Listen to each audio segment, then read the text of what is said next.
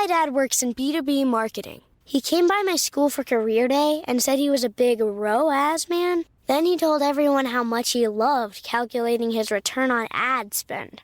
My friends still laugh at me to this day. Not everyone gets B2B, but with LinkedIn, you'll be able to reach people who do. Get a $100 credit on your next ad campaign. Go to linkedin.com/results to claim your credit. That's linkedin.com/results. Terms and conditions apply. LinkedIn, the place to be, to be.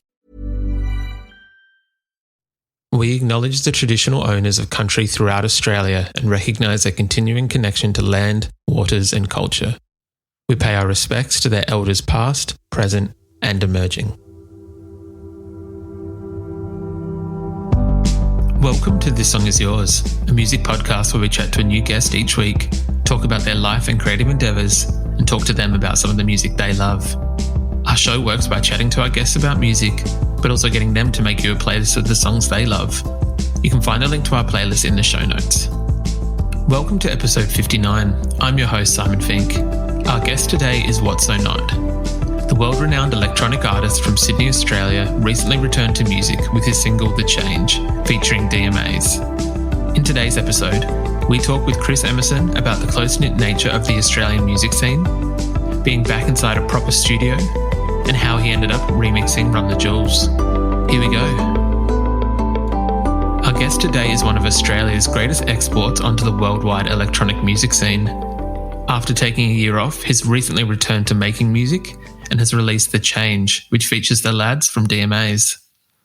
Please welcome to This Song Is Yours, Chris Emerson, aka What So Not. Good afternoon or good morning where you are. Yes, it's still technically morning here. Still technically morning. Where are you joining us from today? I'm in Perth, WA. I'm on a comfortable little lockdown here. Just getting some administrative things done and then studio at night while we ride this few days out. Of course. What takes you to Perth? Because you're usually a Sydney boy. Well, I was overseas for like 6 years, just kind of constantly touring, and then COVID hit, came back. I didn't actually have anywhere to live. My friend let me stay at his house in Newcastle through COVID. We had this big house with all these analog gear and like it's kind of magic actually, like a place to be locked down. We thought the world was ending and we're just in there like creating music every day. And then as soon as they started to do shows again, I moved straight to Perth because their restrictions are very strict, and it meant that I could almost always do my show. If I started here, every state would let you in because I think they've only had 2 or 3 outbreaks since March 2020. Yeah. So it was a decision so that I could make sure I could do all my shows. And Carl Shock One, who's an amazing drum and bass artist here, he has been letting me use his studio at night when he goes home to his family. So I've pretty much been living and sleeping and working in his studio, and then just trying to get everything else done in the daylight hours. But you know, this is my morning. Your 1 p.m. is when I'm just surfacing. No, look, as we discussed a second ago, I think it's very fair. I always feel like musicians or artists, when they're creating and in the studio, that the body clock kind of goes out the window and is kind of not like, it doesn't hit 5 and you go, oh, well, like that song can wait till tomorrow. It, you know, when it hits, it hits. Do you mean 5 a.m. or 5 p.m.? Because I'm hitting 5 a.m. It's like, oh, I'm going to keep going. Whichever one works for you, yeah, 100%. Also, all my team are American, so and UK, so I'm like about to sort of slow down, and then it hits 11 p.m. and they're like all waking up with questions, and then I'll be up for at least another 3 or 4 hours usually. Yeah, far out. I can imagine that kind of. Again, it takes its toll, but that's your office hours, so that's your working hours, if you will. Well, yeah, it's 24-hour work day. Yeah. Yeah. I'm very curious because I know, and we'll get to in a second, you famously took a year off from, you know, not necessarily the project, but like touring, everything else, and then COVID hit. We'll touch on that in a second. We'll touch on your single the one thing I wanted to open our conversation with, I'm not sure, I'm going to move my head slightly. There it is. The Run the Jewels record that came out last year. Yeah. You came back into What's So Not earlier this year with the remix for Just, featuring Pharrell and Zach. I'm very curious how that kind of came about, how it happened, and what your thoughts on it were.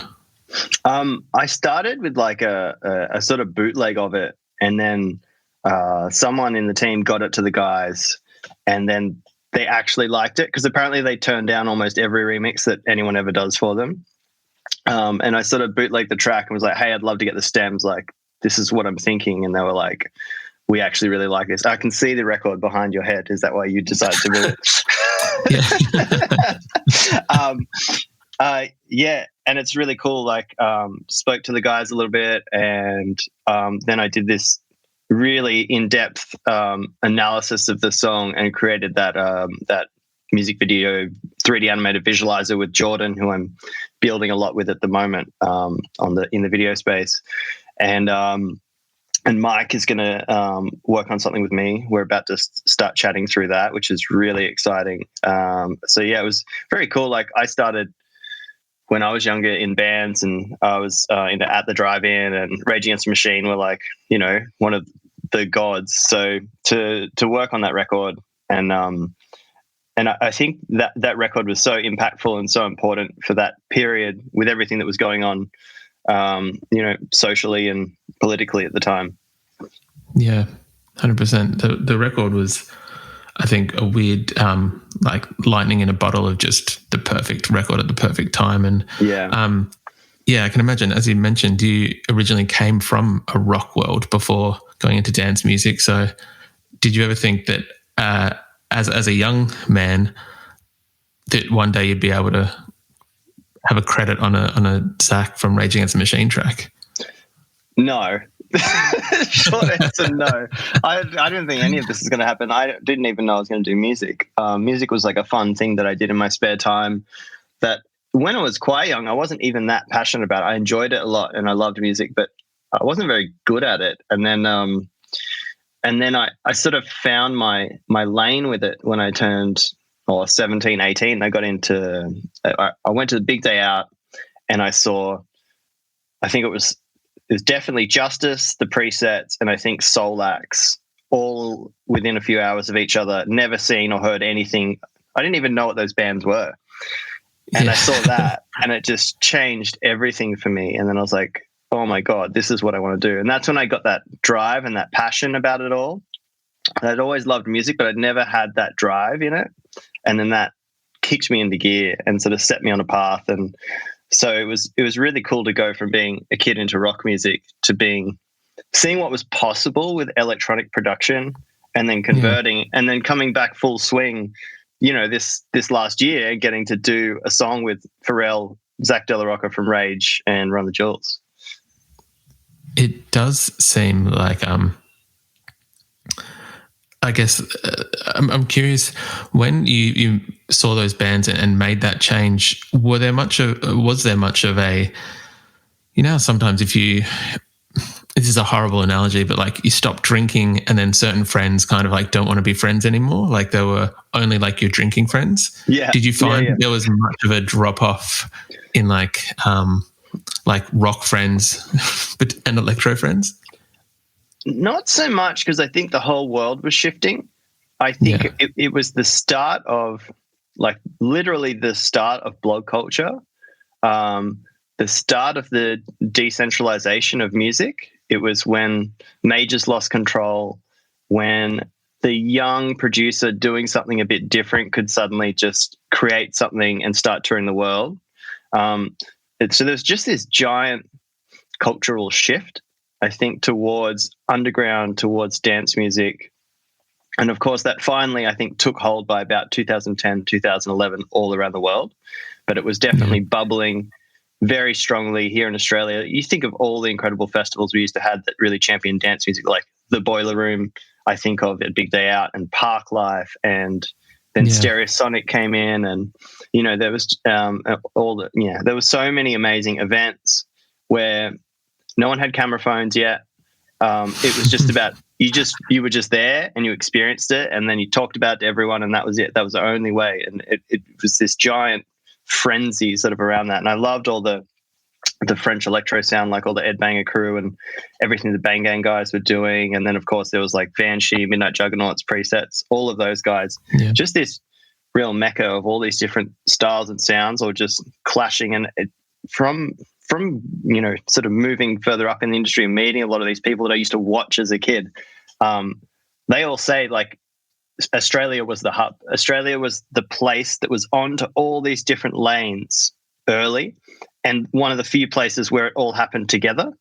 And they talk about like how amazing those tours were for them, getting to meet all these acts from all these different walks of life, where everybody was so popular in this country, despite it all being so new and so fresh. And I think that's what got all of us so excited to get into creating dance music. It's a really interesting point, because I will agree, like there was, what year was it? Maybe around like 2008, 2009, when Daft Punk brought the Pyramid to Australia, to Melbourne, I think. I think that was 2007. Oh, fuck. 1 year off. No, it's all good. when Midnight Juggernauts, bands like that were coming out, because it does feel like Australia was as like a hub or a starting point for it. But on the other side of it, and we recently had Godlands on the podcast a few weeks ago. We were discussing this, who I know that you and her are friendly. Yeah. That for artists in Australia now, in the electro scene, in the dance scene, is that you can only kind of go so high. There's only a certain point you can reach before you kind of have to, possibly move overseas or like have a base overseas to be able to do this to the level that you want to do it. Yeah, definitely. I think it's always been like that. I think it used to be easier to break overseas because we were at the front of something, and everyone was actually, I remember all the American booking agents when I first got over there, they were just fiending to get an Aussie act doing that new Australia. They were fiending for it. They were all trying to pick them off before they even had 10,000 followers, and just lock them into their agency and start trying to get their visa and get them over to America. But that was just a period where we'd all created something really exciting and new here, founded by all the things we were hearing. I think that's the good thing about the music culture in Australia is it doesn't, it likes to listen to everything and then come up with its own version of it, rather than, I think some cultures are very traditional and they have their thing they do in that country and that's what they do.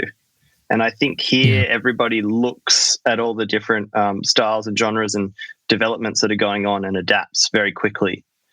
And I think we just had a real tipping point and a pinnacle moment in this country where all eyes were on us, and then a lot of us got to go overseas. And now it's a little harder because it's had that moment, and you kind of, and I think a huge part of this was the lockout laws coming in.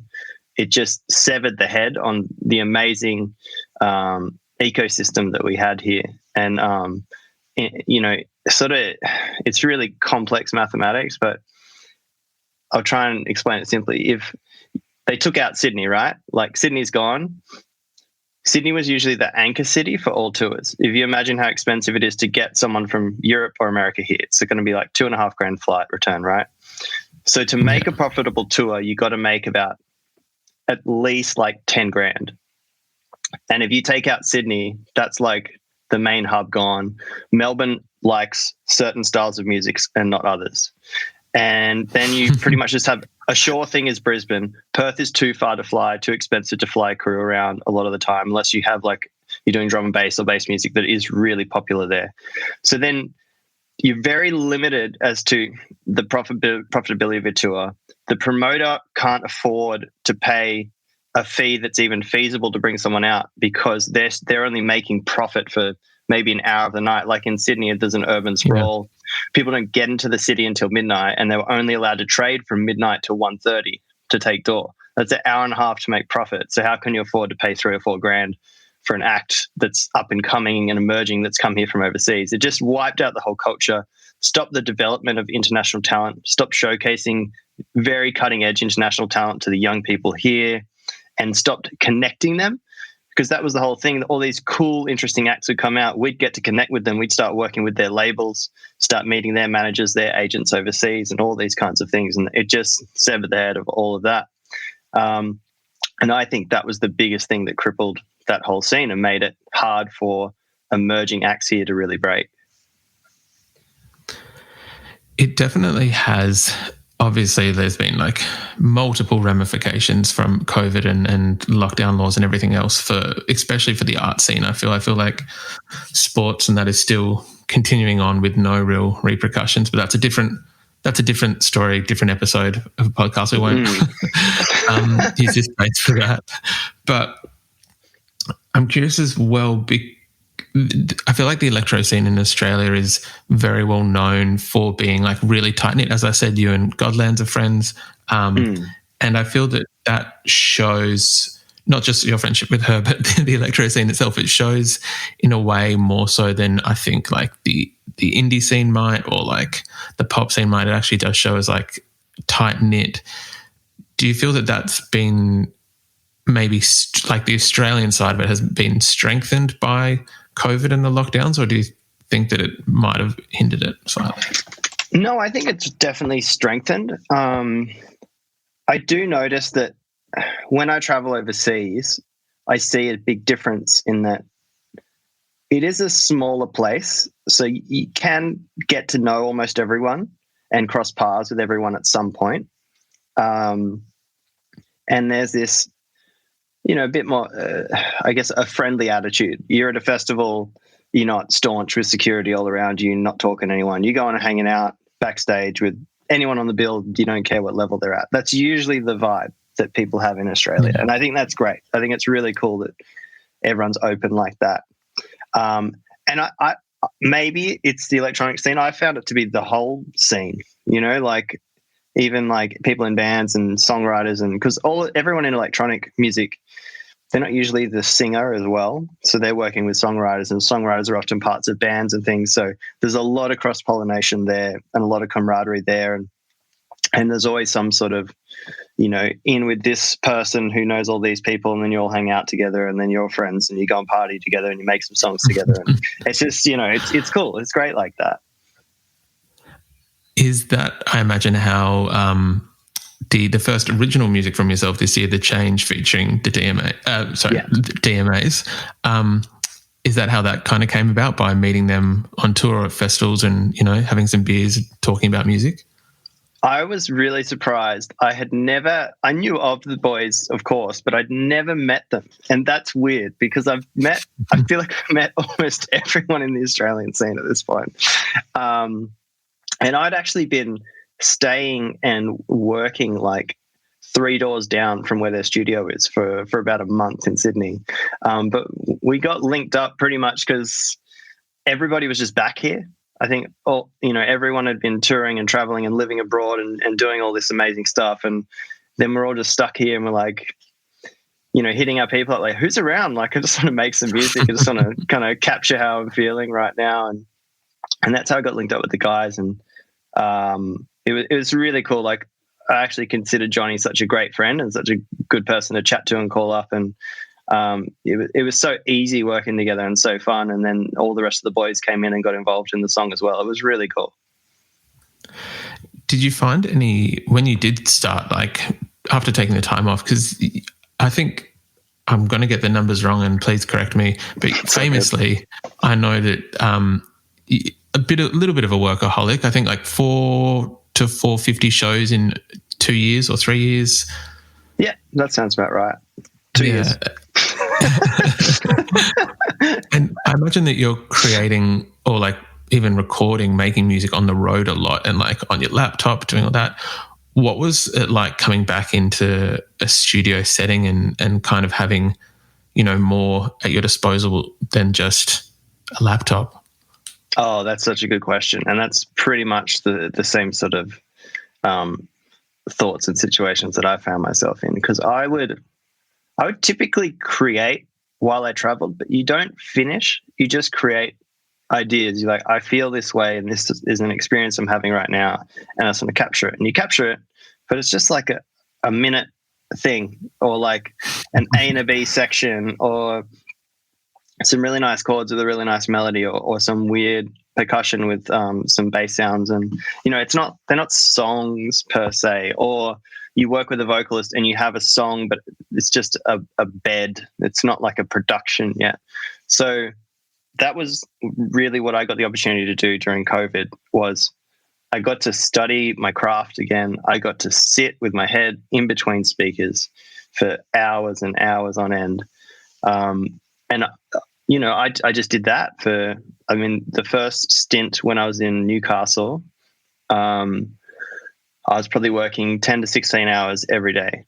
And the only break I was taking was to go to the beach and go surfing. So I was doing my two favorite things in the world constantly for about 9 months.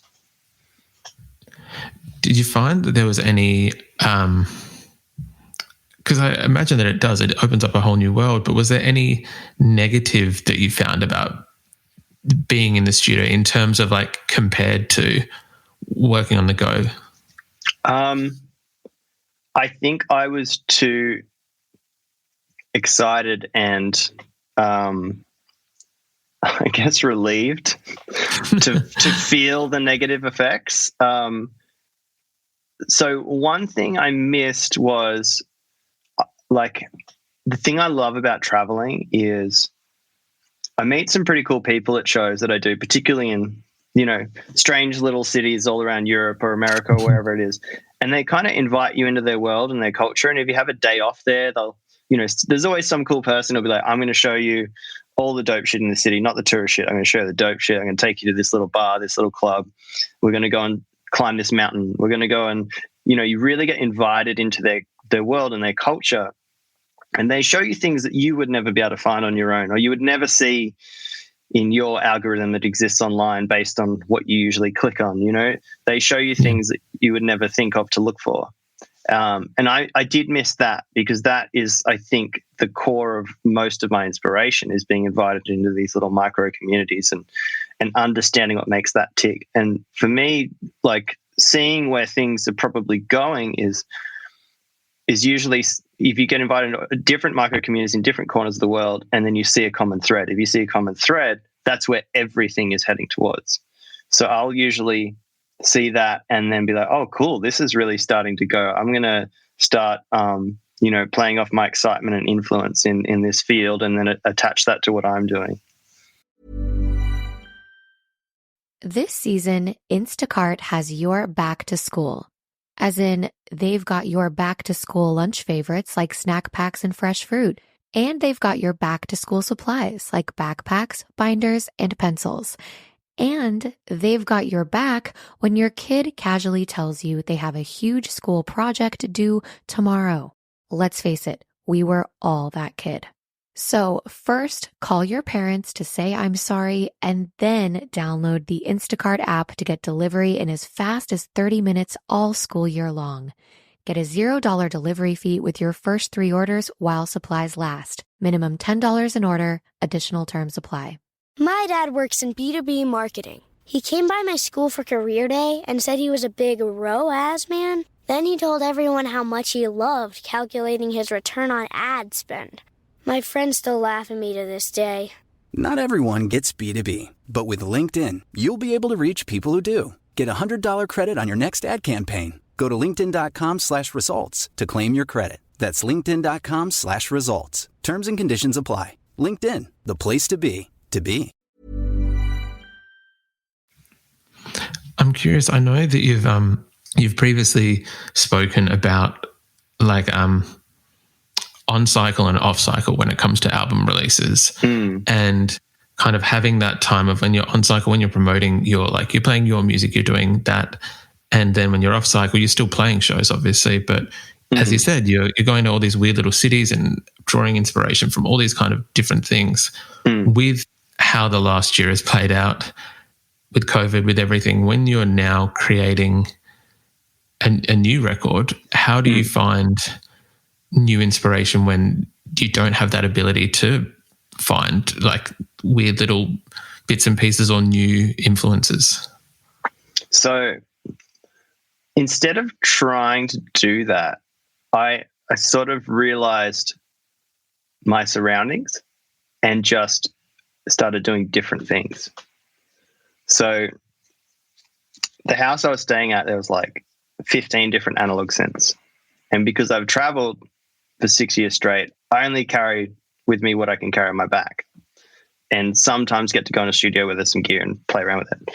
And I have like a little Minotaur and an OP1 that I carry around with me. So I have somewhat of an understanding of analog. But I dived so deep into that. I was like, when am I going to get an opportunity to sit with gear for 9 months and really push it and toy with it and understand its inner workings? And from doing that with analog, and like, there's something about writing it and feeling it with your hands and moving with the song that taught me so much. And it taught me so much about synthesis that I now carry into when I'm creating soft synths in my session. Just about how sound waves react with each other, and what happens when you really you kind of corrupt them and take them to places that, you know, get you those really interesting and strange sounds, and running them through different gear. And it just taught me so much. So instead of being inspired by these micro communities, I became inspired by sound and inspired by gear and toys that I hadn't explored. So that was my micro community, was synthesis. That's very cool. That's actually a very, very cool answer. I'm curious, with these changes, I guess, to both the recording and the inspiration, do you think that this will then in turn change how your live show works in terms of possible gear, band, or, you know, like other players, like what your live show now means or how it works? Yeah, definitely. I mean, I had like a band I put together that was me and Trev and any vocalist friends that were in town that had either featured on records or wanted to come up and perform. And that was vocals, drums, guitar. And now it might be that again, but with synthesis as well. And I might be more confident now to do drums and synthesis as part of the show, which I'm really excited about, because I think there's so much freedom I can do there. Like when I used to DJ, like use 4 decks and samples and loops and run loops and mix in songs and tease songs. And so I'm excited to start applying that kind of attitude to synthesis and having that involved in the live show. And it's really going to open some exciting doors for me in terms of performance and in terms of making the shows like so unique. I'm sure there's going to be times when I do something in the show and I'm like, I wish I recorded that. Like that was on the record. Like, I'm sure that's going to happen. It's going to be great for me, man, because I think you hit a point with, I mean, I've had many phases with DJing where, like, when I started DJing, it was very hard to find anyone that DJ'd. It was just after it was all vinyl. It was like the second era of CDJs, right? So if you imagine when you're a kid, you can't afford to buy vinyl. So nobody DJ'd because you couldn't afford it, right? Yeah. And I was sort of 17 when I started doing it, as the first few generations of CDJs had come out. And then, like, it was very new and it was very exciting and very different. And then once everybody started doing it, and they made it so much easier as they've developed the technology, they developed it so that it did a lot of the work for you, and then anyone could do it. And then it became about doing it, you know, different, more unique. And there was also the case of when I first went to America, I DJ'd like I would in Australia, very technically with lots of layering and exciting things. And I saw that they maybe didn't have the same sort of culture that we had here, which happens everywhere you go in the world. They don't have the same upbringing on different things. I don't think they had the same kind of club culture that we had here in Australia. We had Bang Gang, right? They were wild. They were all over the place, crazy. They didn't have that. So when I started DJing like that over there, I didn't feel like they were into it. They'd sort of stop and look like rather than like keep dancing.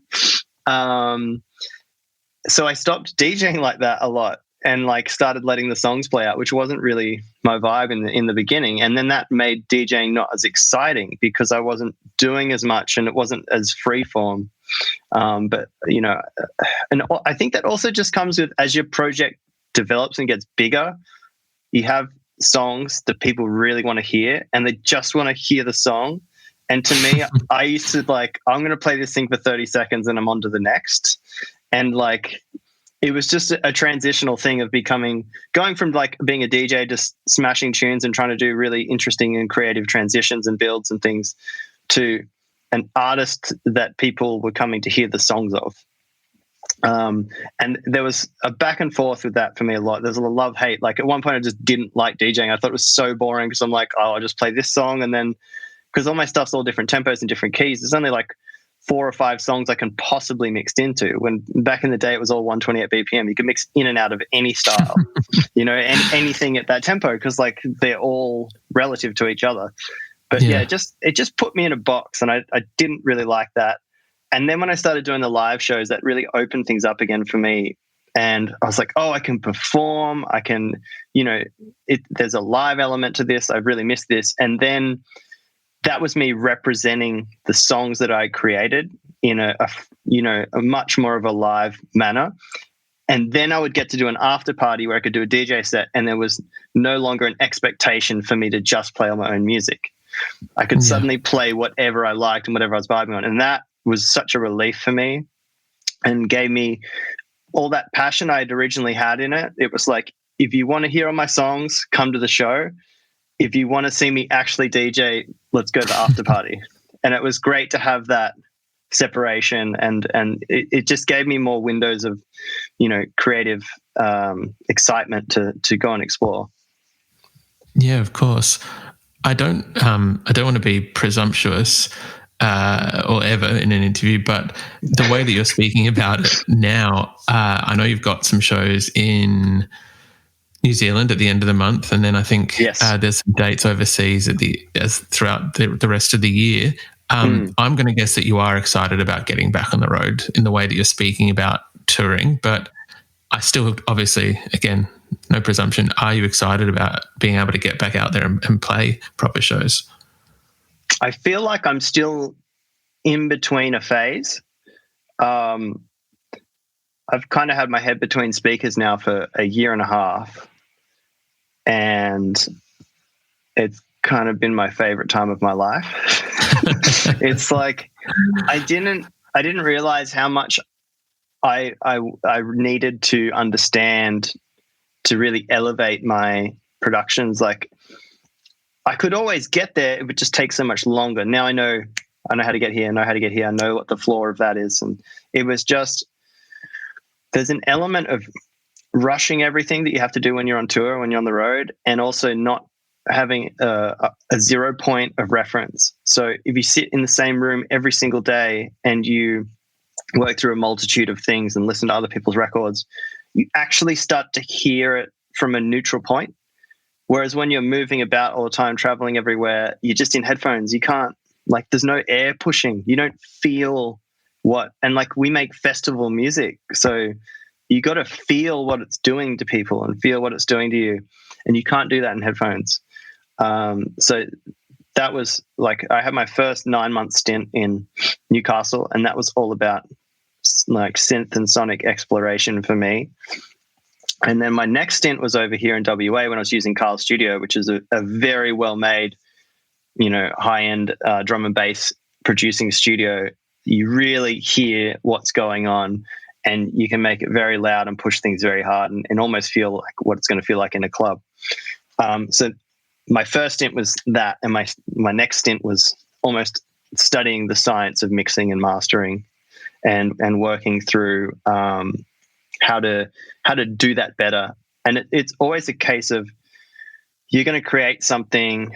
Usually, you know, most of us get people to mix and master our stuff, but if you can get it so much further along yourself, if you can be totally independent, it all becomes faster.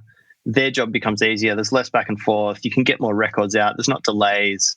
And a lot of it's just highly complex sonic problem solving, or, musicality problem solving, where you're like, this song is beautiful, it's so perfect, but something's not right about it. What is not right? I had one instance with a song where just recently where there was the lead synth, and it was this nice brassy dun, dun, dun, dun, dun, dun, dun, dun, and it was so important for the song. It was like the anchor of the song, but it didn't fit. And I was like, what is going on with this? I tried all these different sonic spacing and processing techniques, and in the end I realized that it had been recording without quantization.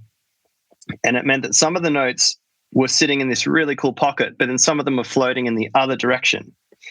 And all I had to do was grab the front of some of those notes and push them back a bit and nudge them into that perfect like swing and groove. And it was like the synth was just sitting on top of the track, kind of floating in and out of and I couldn't find the rhythm of the drums because the main synth had kept moving. And so forever I couldn't work out what was wrong with this song. And then finally I realized, oh, the synth is just floating. Its timing is floating. It's not a processing thing. It's rhythm, and it's not locking into the groove, and that's impeding the drums, making the whole song feel like it's not quite together yet. And you don't work stuff like that out unless you sit somewhere for 9 months, going back and forth on different projects and coming into it with fresh ears and rethinking and rethinking and rethinking. And that's what I got to do this whole time, is just address, rethink, try and make something 10% better, leave the session, go on to the next session, leave the session, go on to the next session. I'd try and go into like 5 or 6 different songs every day for like 6 months, and just try and chip away a little bit each time, come back with fresh ears. And when you go through a multitude of different songs in the one short period, you start to see the solution to this one is already in here. I just need to carry that solution to this one. It's like, maybe I just need this little shaker here. Maybe that synth is too bright. Maybe that vocal is actually clashing with that melody. And I hear that now because I've just heard a song where that wasn't the case, where it all was quite harmonious. And it was, quite an intense process of that for the last 7 months. Do you think that, obviously, working in electronic music, you are always producing music, but could you see, now that you do have this new fondness for like sitting in the studio, could you see yourself maybe between records doing producing for others and being able to still make music and make a career from it, make a living from it, but you don't have to, you can produce all these artists and not have to tour it and not have to worry about that? Is that something that kind of has, I guess, crossed your mind, or something that you'd be looking forward to doing more of? I love doing that, and I've done that for a few people in the past, and it's something I'm very excited to dive into more. And again, like, a lot of it is just time, and the more I study and the more independent I can be and the faster I can get from the front to the back of things, the more time I have to do things like that. The only counter side of that is just the way the music industry is. I don't know if the money is there for that to support yourself. It seems very hard to be artistically producing people and actually make it viable. It's more a commercial endeavor, I think, these days, where you're a producer that's just on with a sound and majors are coming to you to just rinse that sound because it's on. And it's like, well, that's not art. That's a commercial function, you know? So it's like a facsimile of whatever else is on the radio.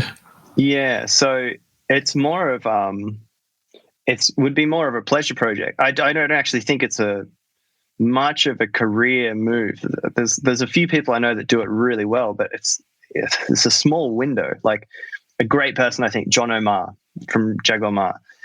He's fucking amazing all around, and he's doing that and he's killing it. I think he was working with Jamie XX and the Flight Facilities. But then there's only so many of those acts to work with on stuff like that. And there's only so many people that can fill that role as well. So it's a very small circumference, unless you want to be someone who's just, churning out the gimmicky kind of commercial stuff. And it's not really my lane. So to answer your question, I would love to do that, and I will do that. And I have done that, and I'll continue to do it. I don't know how much commercial viability there is in it. That's very fair. I can respect that. Chris, the last thing I wanted to ask, usually we will speak to our guests about what they're currently listening to. If there's anything like a record or a single by someone at the moment that's getting a thrashing from yourself. I've been listening to a lot of stuff. I started this, I don't know if you've seen, we started this thing called Dancecord, and it's a Discord with pretty much every artist I love and friends all in there. Everyone's communicating, and there's a whole a community of people that are joining into it.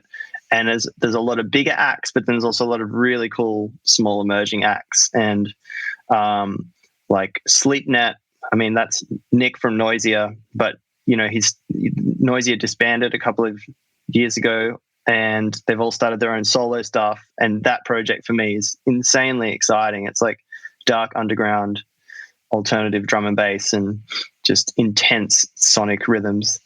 And then you have people like Quiet Bison, Tech Genesis, who's actually an Australian, who just had him on his first ever show at the Ivy set that we did. I love what Nina and Coda are doing at the moment.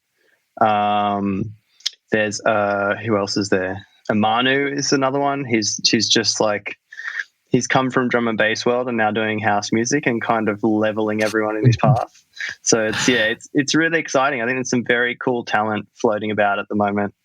And it's exciting to be, in a community chatting with everyone and just sharing ideas and thoughts. And it's been nice I've been asked to do a lot of mixes lately because a lot of stuff has become more online and less shows, and then hitting up all these younger people and getting to showcase some of their music on some of the channels that have been asking me to do mixes has been really cool as well.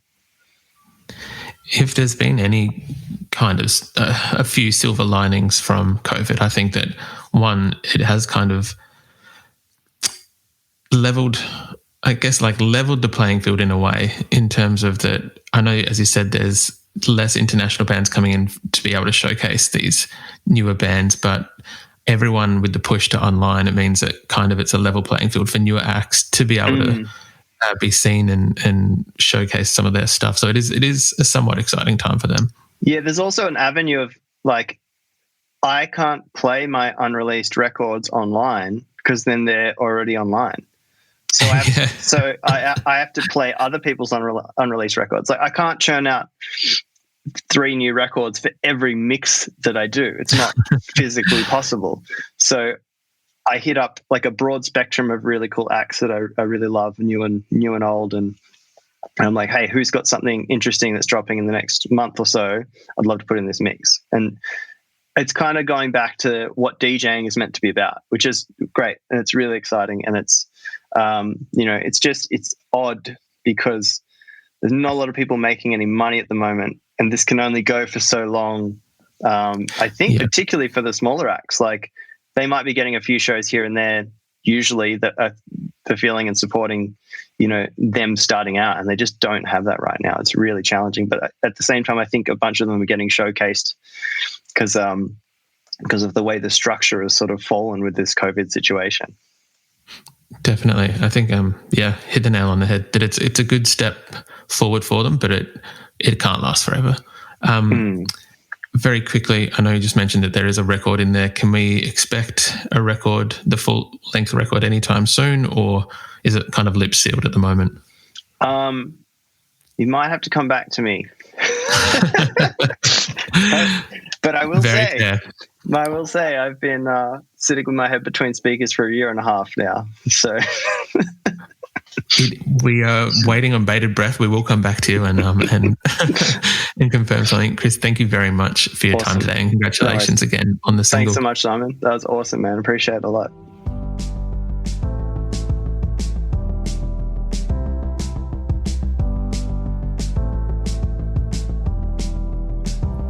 And that's our show.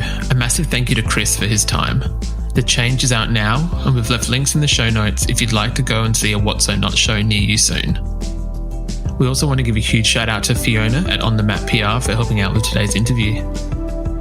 You can find a link to our Spotify playlist in the show notes, where you'll be able to listen to all of our guests' picks. If you like this show, please subscribe wherever you get your pods and stay up to date when new episodes are released. We release new shows each Thursday and Friday morning, with guest playlists streaming on Spotify at the same time. You can follow the playlist profile on Spotify. You can follow us on Instagram, Facebook, and TikTok. Until next week, cheers.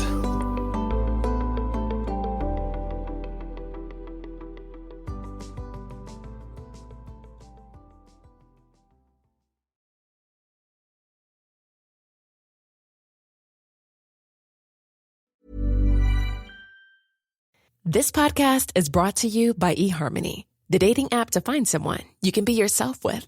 Why doesn't eHarmony allow copy and paste in first messages? Because you are unique, and your conversations should reflect that. eHarmony wants you to find someone who will get you. How are you going to know who gets you? If people send you the same generic conversation starters they message everyone else. Conversations that actually help you get to know each other. Imagine that. Get who gets you on eHarmony. Sign up today.